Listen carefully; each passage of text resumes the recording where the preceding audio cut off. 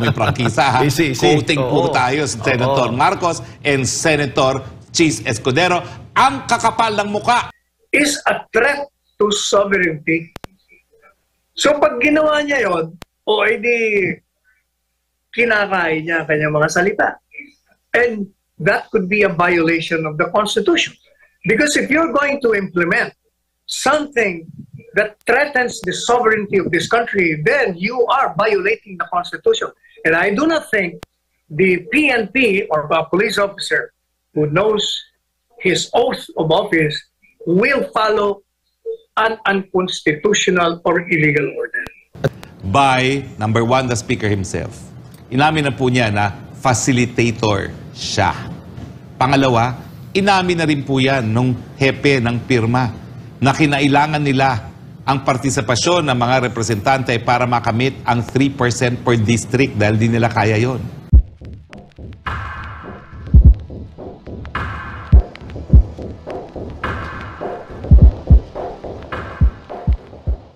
The new call for a separate Mindanao is doomed to fail, for it is anchored on a false premise, not to mention a sheer constitutional travesty. The current leadership of BARM itself has repudiated this preposterous proposal. And so did the other political leaders of Mindanao. Because there can be, as in fact there is already, genuine and effective local autonomy throughout our country, especially in the BARM, without compromising our national integrity in the slightest degree. I strongly appeal to all concerned to stop this call for a separate Mindanao. It is a grave violation of the Constitution. Hindi ito ang bagong Pilipinas na ating hinuhubog. Bagkus, ito ay pagwasak mismo sa ating bansang Pilipinas. Our Constitution calls for a united, undivided country. It calls for eternal cohesion.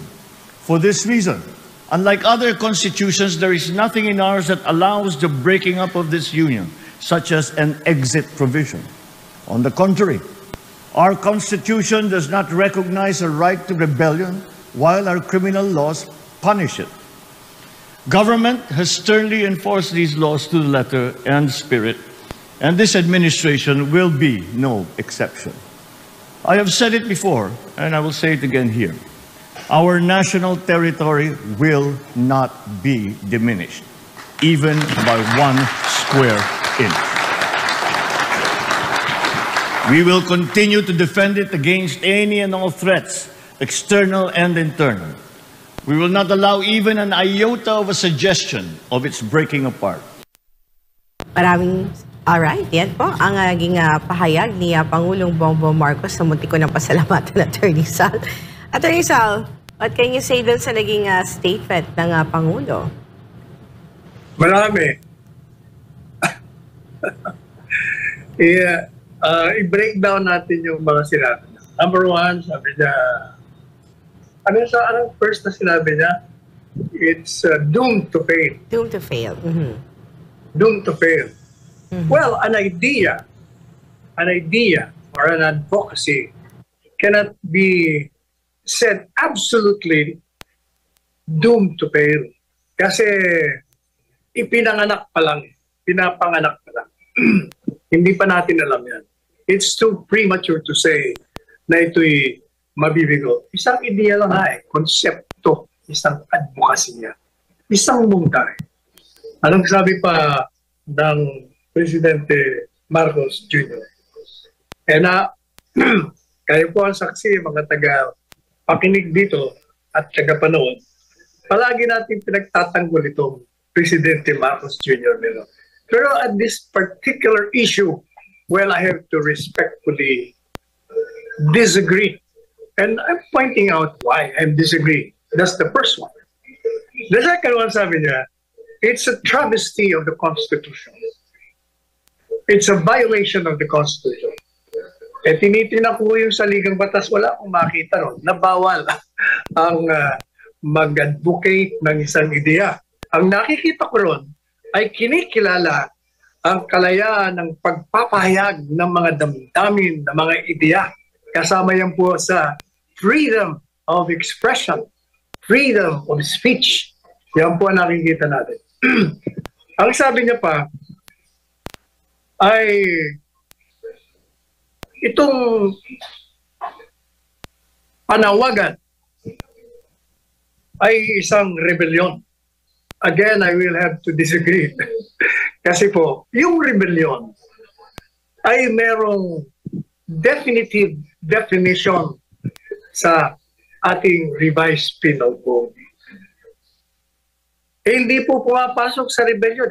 Wala naman nung sinasabi na labanan ng gobyerno, hindi rin pwedeng sedition, at sinasabi naman ng ating revised penal code, kailangan ito ay pag-aalsa ng maraming tao. May karahasan, may pananakot. Wala ho lahat yun eh. Yung Presidente Duterte, yung dating Presidente, ay nagsalita lang. Siguro maganda maghiwalay tayo. Ano pa ang sinabi niya? Ang sabi niya,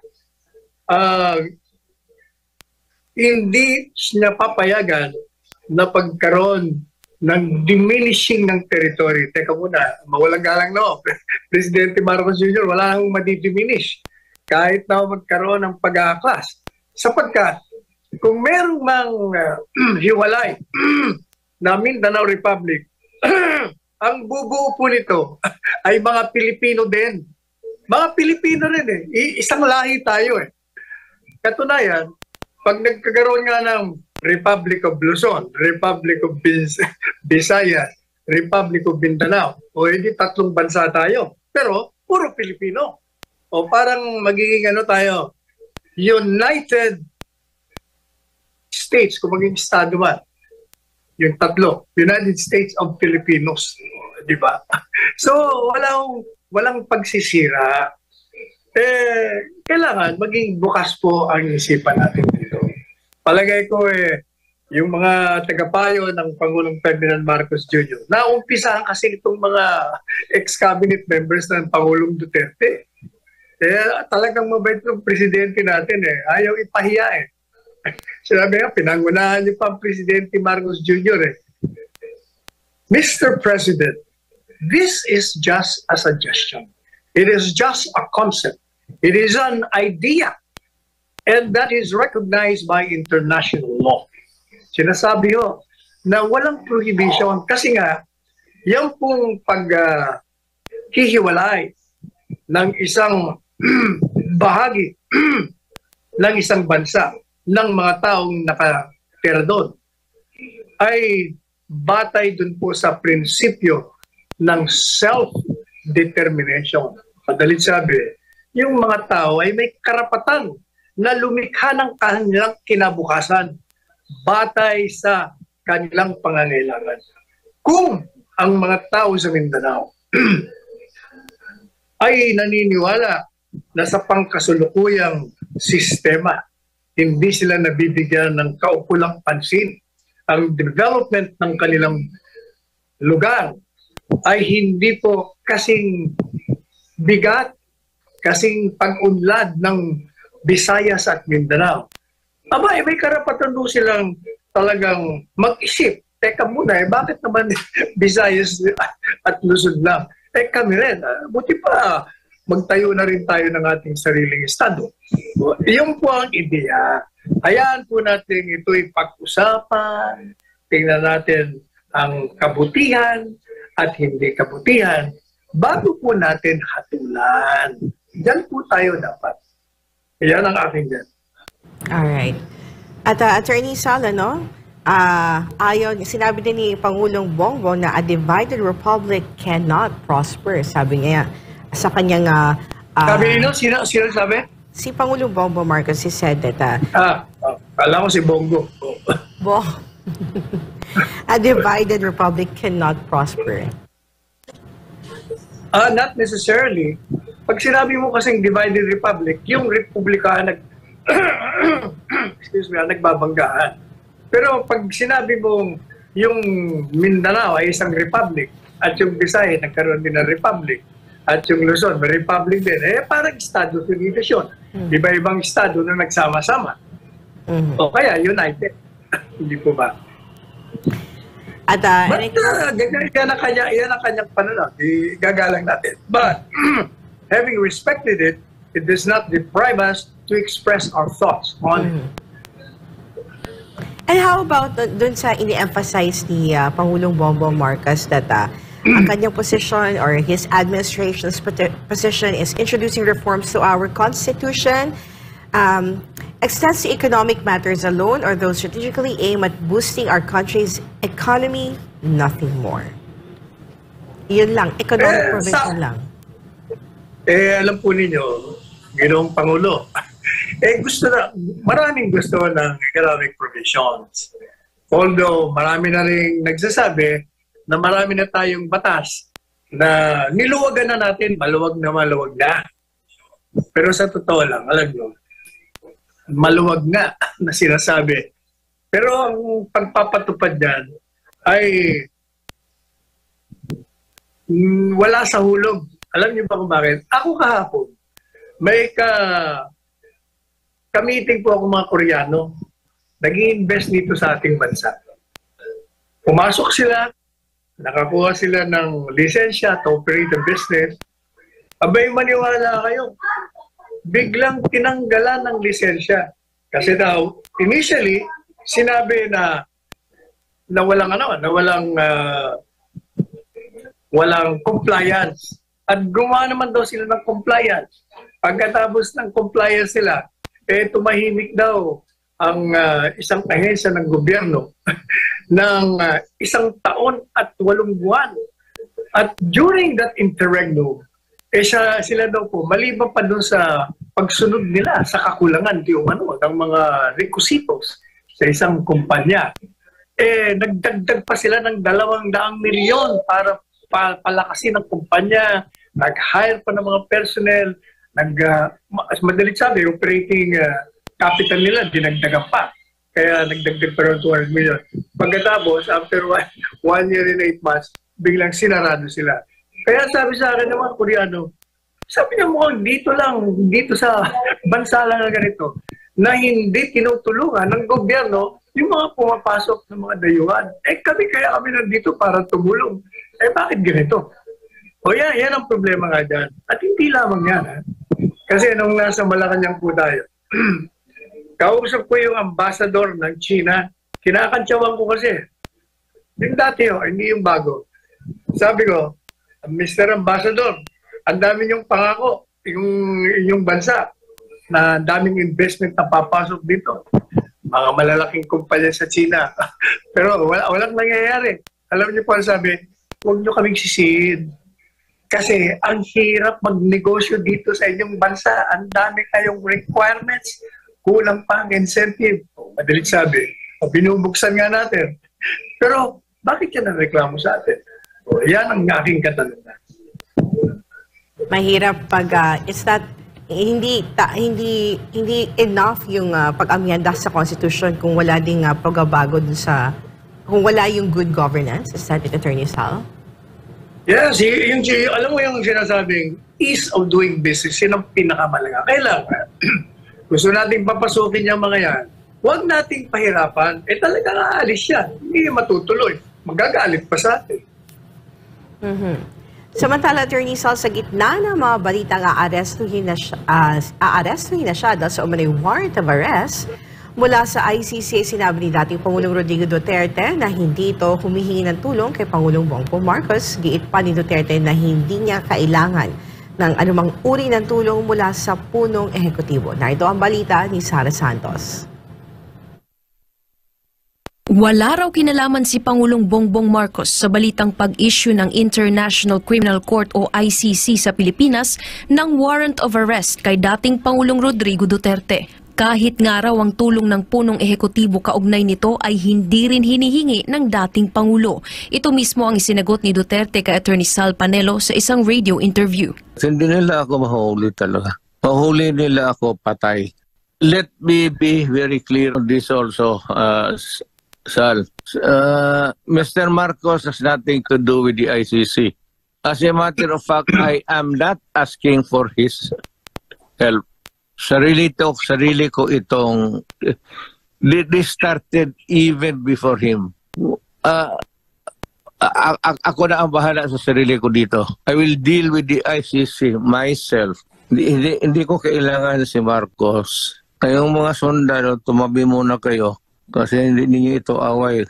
Bago pa umugong ang balita na aarestuhin na si dating Pangulong Duterte, ay makailang beses na nga bang sinabi ni Pangulong Marcos na walang jurisdiksyon ang ICC sa Pilipinas. Bilang isang abogado at dating miyembro ng gabinete ni dating Pangulong Duterte, ganon din ang naging pahayag ni Attorney Panelo. Na there can be no basis of a warrant of arrest. Number one, ang nag-i-issue ng warrant of arrest ay ang hukuman. Wala nang demanda sa kanya. Yung demanda sa kanyang grave threats, dinismiss na. So, paano magkakaroon ng warrant of arrest? Yung sa ICC, isa rin. Bago mag-issue ng warrant of arrest yan, dapat tapos na yung preliminary investigation. Nagkaroon na ng determination ng probable cause. Wala nga. Hindi nga malaman kung nag-iimbestiga sila o hindi. Kasi dapat, notify mo yung mga respondents. Wala rin yun. Samantala, sakalit ipilit ng ICC ang pagsasagawa ng investigasyon sa Pilipinas, ito naman ang babala ni dating Pangulong Duterte. Oras nag-conduct ng judicial probe yan dito, that is a sovereign function then. They can be arrested for exercising a sovereign function because they are not allowed. Para sa Diyos at sa Pilipinas kong mahal, ako si Sara Santos, SMNI News. Ayun, malinaw na yung pahayag ni dating Pangulong Rodrigo Duterte. Attorney Sal? Kasi naman yung sinasabi mong balitang pag-aresto, nanggaling din kasi yan doon sa isang mahilig magkakalat ng peking balita. Kaya tuloy nagulumihanan. Kaya napwersa magsalita si Presidente Duterte para pakalmahin ang mga apprehension, the fears, anxieties ng mga Pilipinong nagmamahal sa kanya. Tama ho yung lahat ng mga pinupunto niya. Attorney Sal, kaugnay sa balitang yun, Attorney Sal, may mga naging pahayag kamakailang patungkol sa nasabing issue. Una sinabi ni former Supreme Court Justice Associate Antonio Carbio na, and I quote, "We are no longer a member state, but I think a decision of the Supreme Court said that since the offense with which former President Duterte is charged happened while we were members of the ICC, we are obliged to cooperate up to now. That cooperation may include implementing a warrant of arrest." End of quote. May basehan o tama ba ang sinasabi ng dating Supreme Court Justice, Attorney Sal? I disagree. At sinabi ko na po yan nung tayo naging tagapagsalita, Chief Presidential Legal Counsel ng dating Pangulong Duterte. Kasi yung decision na yan, sinasabi nila na kahit na umaklas tayo, pwede pa tayo mag-cooperate batay doon sa Rome Statute na lumikha ng ICC. Pero ang problema, palagay ko, hindi masyadong nag-research yung mga naatasan dyan sa Korte Suprema na habang totoo na ang miyembro ng ICC kahit na pumalas ay obligadong mag-cooperate after the effectivity ng kanyang pagkalas, meron pong kulatilya. Ang kulatilya o kondisyon bago tayo maobliga o bago ang isang miyembro estado ng ICC, kinakailangan nasimulan na ang formal na investigasyon kaugnay po doon sa reklamong merong krimen against mankind, humanity o genocide. Pero wala nga po. O tingnan niyo ang history. March of 2019, tayo po ay baklas formal. 1 year after that, naging epektibo.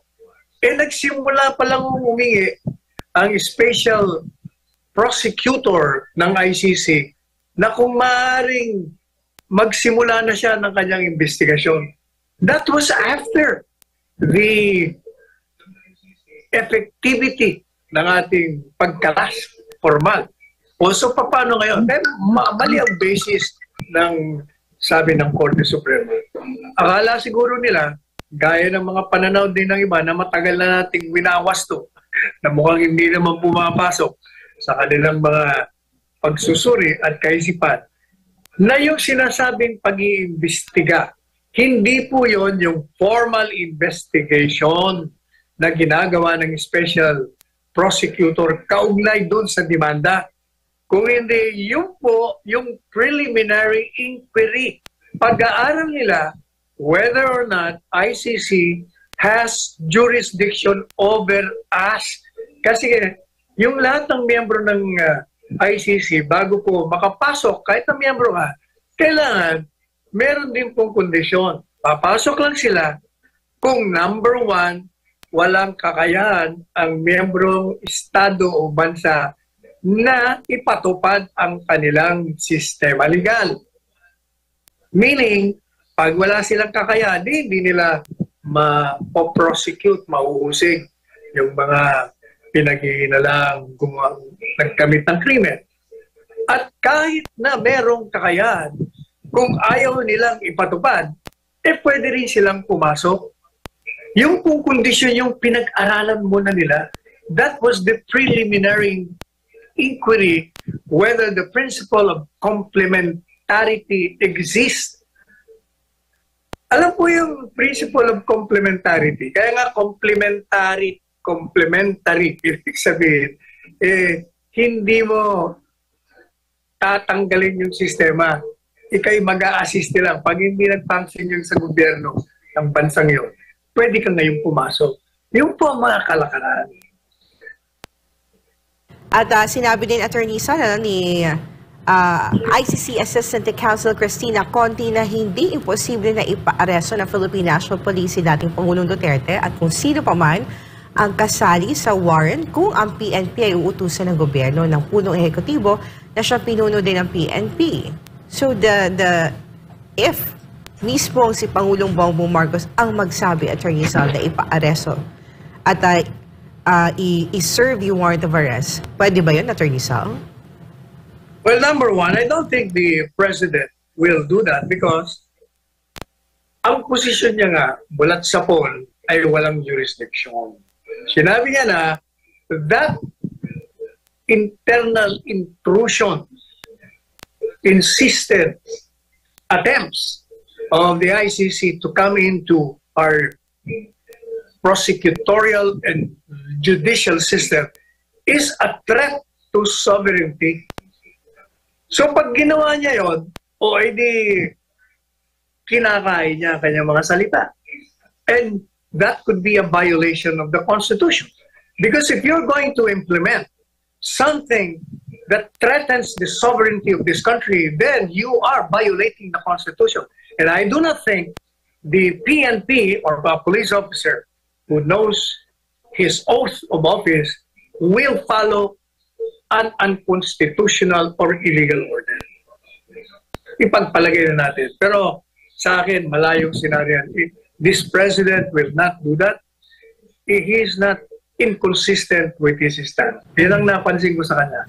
Pag meron na siyang posisyon, yun na yun. Yes, Attorney. I'd like to add, Attorney Sal, no? Kasi I'm not sure kung ikaw maniniwala dito, but according to this, to a survey conducted by the social weather station, sabi ng SWDS that more Filipinos are not supporting sa ongoing investigation ng International Criminal Court into the previous administration's campaign against illegal drugs. Sa isang survey na ginawa ng SWS from December 8 to 11, nakita nila na 53% of respondents support the statement that the ICC should investigate drug-related killings during the Duterte administration. Habang nasa 25% naman yung strongly approved, 28% somewhat approved doon sa ICC investigation. Do you think ito talaga ang pulso ng taong bayan, Attorney Sal? Wala, questionable yung sa akin yan. Unang-una, are you saying now na yung Presidente Marcos Jr. na nakakuha, tumataas ang satisfaction rating? Ibig sabihin, kung satisfied din sila sa mga pronouncement niya on foreign policy. Hindi po ba? O paano yung sasabihin? Ayaw niya nga pumasok ICC, ba't sasabihin mo na yung sinorbe mo? Kontra. Kung totoo man yung survey na yun, yung mga natanong, nagkataon ng mga anti-Duterte yun. Yun lang yun. Ang panawagan naman po ni dating Pangulong Presidente Rodrigo Roa Duterte, talaga naman pong yan ay expression of, kumbaga, hopelessness. Dahil ang gulo-gulo ng mga politiko dito sa Maynila. Anong ginagawa ng mga magugulong politiko sa Maynila? Tinatangkang baguhin ang saligang batas sa pamamaraan na nagpapakita na walang respeto sa saligang batas. Kaya ang sabi niya, kung talaga kayo hindi mag-uubra at hindi kayo magtitino, baka humiwalay na lang ang Mindanao. Kasi tignan mo, binibili ang lagda para sa People's Initiative na sa katunayan ay isang initiative ng mga politiko. O aamendahan ang saligang batas. Biro po, Constitution Day yung pinagsalitaan niya. Pero Mr. President, tahimik ka pa rin kung ano talaga ang iyong posisyon sa bribery initiative. Ang tanging nagsasalita lang dyan para sa iyo ay si Senate President Mig Zubiri. Pero ni minsan, hindi ka namin narinig na mismong ikaw ang nagsalita na nagsabing tutol ka sa pagbaboy sa saligang batas, tutol ka sa pagbaboy doon sa proseso ng People's Initiative dahil binibili ang pirma at linilin lang ang mga pumipirma. Hindi ka pa po namin naririnig. Kaya nga po, nawawalan na ng pag-asa yung mga gaya ni dating Presidente Rodrigo Roa Duterte. Alam nyo, sa tingin ko, hindi rin talaga inaasahan ni Presidente Duterte na mangyayari yan. Pero ang mensahe, magtinu-tinu naman kayo dyan sa Luzon. Dahil yung ibang bahagi ng Pilipinas, nais lang magkaroon ng tahimik na buhay. Yun lang po mensahe nila. At kapag ayaw nyo ng katahimikan, talagang bibitiw na lang sila dahil mabubuhay naman sila ng matiwasay kung wala yung mga magugulong politiko dito sa Luzon at sa Visayas. Di ba, Mr. President? Pero, wag po nating kakalimutan ang konteksto na sinabi yan ni dating Presidente Duterte. Nawawala na siya ng pag-asa sa kalidad ng mga politiko dito sa Luzon at Visayas na talagang pinupinturya ang ating saligang batas. Alam niyo po talaga, sa kasaysayan, talaga naman po hindi nasakop ng mga Espanyol na tuluyan ang Mindanao. Kaya po narariyan pa rin ang pananampalataya ng mga Moro, ng mga Muslim, at narariyan pa rin yung ating mga katutubo. At mabuti na lang, ang mga Espanyol talaga, ang talagang naging kalakalan lang nila ay sa ginto, at ang mga gintong nakuha nila ay karamihan dito sa Luzon. Hindi pa nila masyado na-explore yung Mindanao. Kaya hanggang ngayon po, napakarami pang mga tanging yaman dyan sa Mindanao. So ang hiling lang ng mga taga Mindanao, pwede ba itigil na yung mga kalokohan ng ginagawa, lalong-lalo na ng mga taga mababang kapulungan, yung liderato ng mababang kapulungan. Tigilan na yung pagnanais na makipag-alyado sa Amerika at pwedeng magdulot ng isang gera na makakaladkad tayo na wala naman tayo pang nasyonal na interes. Isa pa po yan sa konteksto ng sinabi ni dating Presidente Rodrigo Roa Duterte yan. Dahil ang unang-unang beses na nagsalita naman si Speaker Alvarez tungkol dito ay in relation doon sa panlabas na relasyon natin sa Amerika at sa China. Na sa tingin ni Speaker Alvarez, talagang kinakaladkad tayo sa gera na wala naman tayong interes. So kung gusto ng mga taga-Luzon at mga taga-Visayas na makipaggera, so be it, hihiwalay ang Mindanao. Hindi sila makikipaggera. So alam po ng mga nagsusulong ng ideya na yan, at wala pa naman silang ginagawa po para isulong yan. Ngayon po ay ideya pa lang. Kaya po nagtataka ako dun sa mag-amang Romualdo, bakit sinabi na sedition na yan? Wala pa po yan sedition. Yan ideya na kinakailangan pa rin talakayin ng taong bayan at magkaroon ng debate para riyan. No? Yan po talagang dahilan. Kaya meron tayong demokrasya. No? Yung ideya na yan ay ayaw ng mga taga Mindanao sumapi sa gera na wala silang kinalaman. Ayaw na ng Mindanao dyan sa ginagawa ng liderato ng Kamara de Representante na talagang sinasamantala at binababoy ang ating saligang batas, ang ating mga constitutional processes.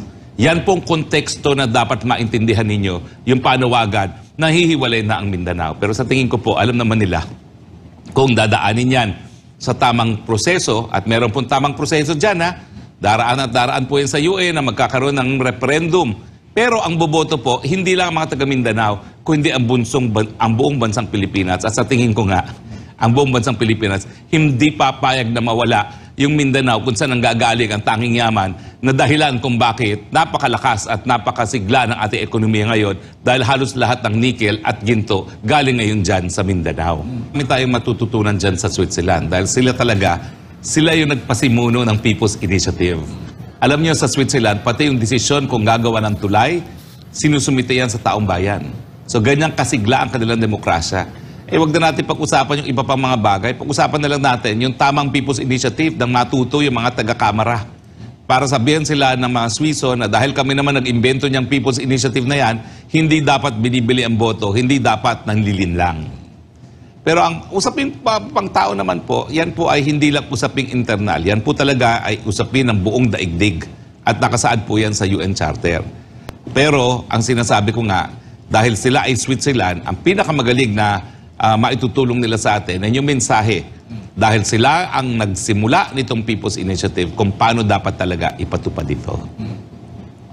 At speaking of People's Initiative, Attorney, kapag sinabi ng isang mababatas, kapag hindi na ituloy ng maipasa ng Senado ang kanilang constitutional economic amendments, possible na ipupursu ng Kamara itong PI.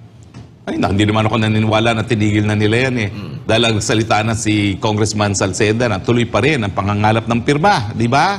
Bagamat meron nang usapin na sa Senado na magmumula. At saka, kinol off na Kinol off na ng parehong kamara yung kanilang, kumbaga, peace agreement, no? Balik na sila sa gera patani nila dahil talagang sa tingin ng mga senador, walang sinseridad itong kanilang mga kasama sa Kamara para tuparin yung kanilang pangako na sige kayo nang manguna dyan dahil hindi nga po pinatitigil ang bribery initiative. Kaya tuloy-tuloy din yung investigasyon ng mataas na kapulungan dito sa bribery initiative nito. Umapir siya dun sa pagdinig ng Senado para mapabulaanan yung mga paratang sa kanya. Kasi napakadaming mga testigo na nagsabi under oath na talagang namimili ng boto, no? At kabahagi nga ang kanyang party list dyan sa pagbibili ng boto na yan. So, ang tanong ko lang ang depensa niya ay wala siya sa bansa. Pero madam, dahil ikaw ay party list, miski wala ka dyan, naririyan ang party list mo at pwedeng gumalaw. Hindi naman namin sinabi na personal, di kami nagsabi yung mga testigo ang nagsabi na personal na ikaw na mumudmod. Siyempre, pwedeng padaanin yan sa party list mo. Gaya ng sinabi ng mga taga Bicol na nagsusulong at namimili ng boto ay yung isang party list din. At ang tanong ko rin, napakatagal na pong bumalik sa session ang Kongreso. Bakit ngayon ka lang bumalik? Hindi ba napakatagal nyo nang nasa recess? Bakit naman hindi pa kayo sapat yung buwan na inyong recess, kinailangan ka pang malate umuwi? Nagsimula na po ang sesyon ng Kongreso. Kung ako nagkakamali, 1 linggo na ba o 2 linggo na silang naririto? Pero yun nga po, napakatagal naman na inyong bakasyon, considering na palagi na nga lang po nakabakasyon ang Kongreso. Naaabala na dahil yun nga ang nagiging spokesperson ni Pangulong Marcos tungkol sa issue ng pirma o yung bribery initiative ay si Senate President Mig Zubiri. Pero ang plano nga nila, irigalo raw ito kay Presidente sa panahon ng SONA. Ang tanong, talaga bang kikilalanin ni Presidenteng regalo itong bribery initiative sa kanya? Matutuwa ba siya? Kaya dapat magsalita siya, hindi sa pamamagitan ng ibang tao, kundi siya mismo, na hindi niya tuturinging regalo ang pirma na resulta ng pagbibili ng boto at panlilinlang para kumuha ng boto.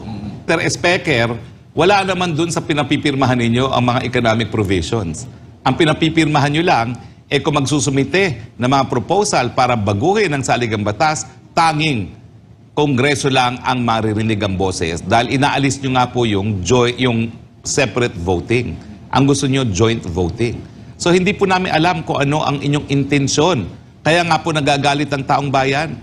Dahil alam po namin na talagang gusto nyo rin baguhin ang sistema ng gobyerno at maging parliamentarian system kung saan po pwede kayong maging Prime Minister. Partner kasi lahat ng speaker.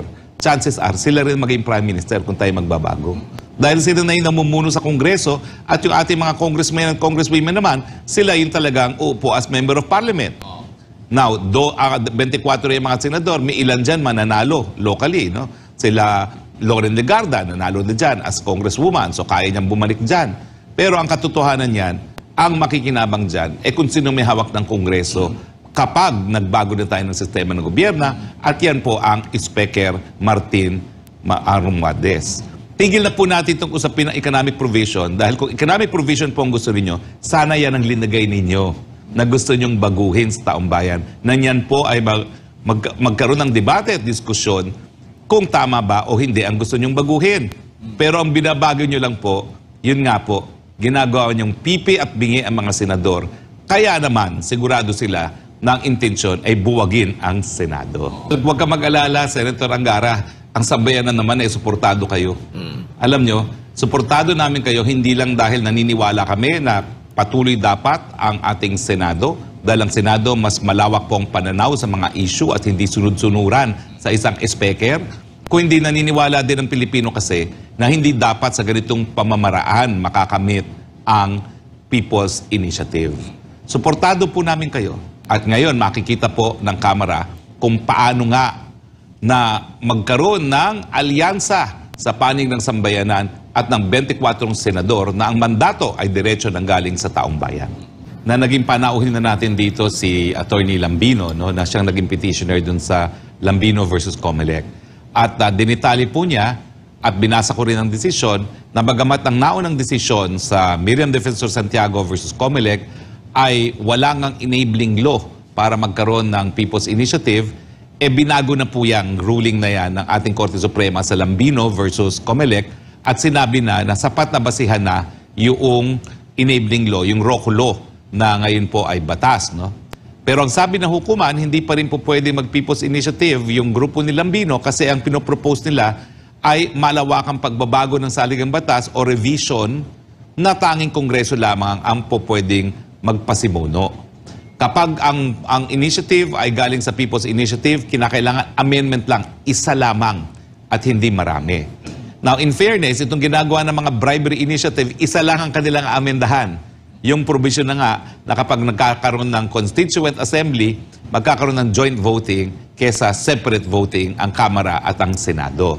So tumupad po sila doon sa sinasabi ng Lambino na ang People's Initiative ay para sa isang pagbabago lamang. At ang gusto nga nila ay gawing mga pipe ang mga senador sa pamamagitan ng joint voting. Dahil kapag joint voting po, walang kapanapanalo ang 24 senador kung ikukumpara sa 318 na mga representante.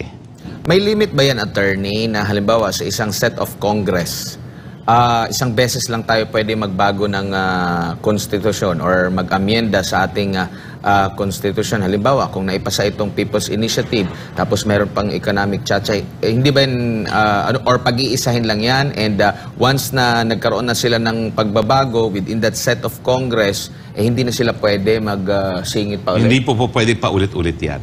Okay? Ang PI, isang beses, isang bagay lang ang babaguhin. Amendment lang, hindi po revision. Kapag marami ang babaguhin, yan po yung revision. Pero kung iisa lamang amendment, pero hindi po pwedeng paulit-ulit yan. Ang lininaw talaga ng Supreme Court doon sa Lambino ay kung maraming pagbabago, dadaan po yan sa pamamagitan lamang ng Constituent Assembly na Kongreso ang magpo-propose o di naman kaya sa Constitutional Convention na Kongreso ang magpapatawag ng eleksyon para sa mga representante sa Constitutional Convention.